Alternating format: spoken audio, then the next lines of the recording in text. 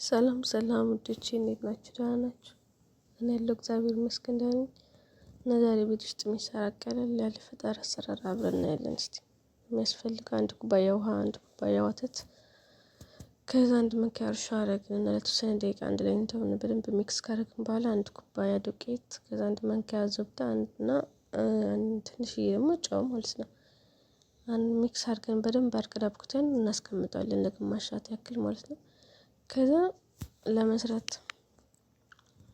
ለመስራት የሚበቃን ማለት የዱቄታችን መጠን አይተን ደግሞ የተከተፈ ስጋ ማለት ነው፣ አጥንት ምናምን የሌለው ተዘጋጅቶ የቆየ ስጋ ያስፈልገናል። ከዛ እነሱ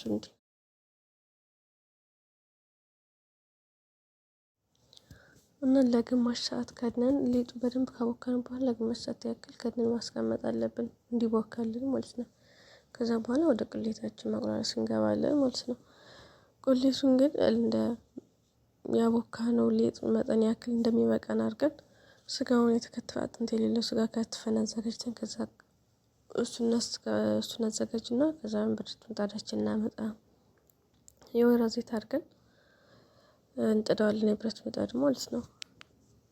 ከዛም በኋላ ወይም ድስት ወይም ደግሞ እንደ መጥበሻ ነገር አድርገን ማለት ነው። እሱ ካደረግን በኋላ የሚያስፈልጉን ቅመማ ቅመም እናደርጋለን። ከዛ እንደ ብርስማን ትንሽ እናደርጋለን እና ከዛ ትንሽ ያህል ወተት እና ቺዝ እና ደግሞ ይሄ ሽንኩርት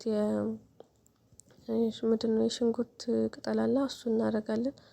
እሱን ከትፈን እናደርግበትና የሚያስፈልጉን ቅመማ ቅመም ጨውን አድርገን የሚበቃን ያክል የስጋ መጠንም የሊጣችን መጠን አይተን የምናደርገው ነው። እሱን በደንብ አድርገን ካዘጋጀን በኋላ ወደ ሊጣችን ማዳመጥ እንገባለን ማለት ነው። ሊጣችን አዳምጠን ከዛም በኋላ አንድ ማንኪያ እያደረግን በዚህ መልኩ መጠቅለል ነው ማለት ነው። እንደዚህ እየሸፈን እንደ ሳምቡሳ አይነት ነገር ነው። ከዛም በኋላ ዘይታችን እንጥዳለን፣ ብረት ምጣዳችን ማለት ነው። ከዛን ቆንጆ ሆነ የሚያምር ለስለስ ያለ ልክ እንደ ሳምቡሳ በቃ ደስ የሚል ሆኖ ይወጣልና ሞክሩት፣ ትወዱታላችሁ ውዶቼ። ቀለል ያለ ነው፣ ቤት ውስጥ ባለው ነገሮች ነው የሚሰሩት።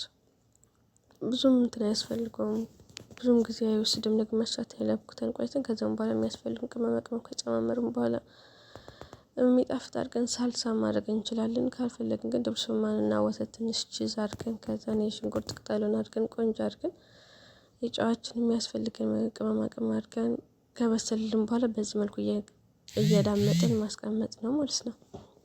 እንዳምጠን ምናምን ፎርሙ ዘይት ጋለ ዘይት ላይ መጥበስ እና በጣም የሚጣፍጥ ሞክሩት ውዶች።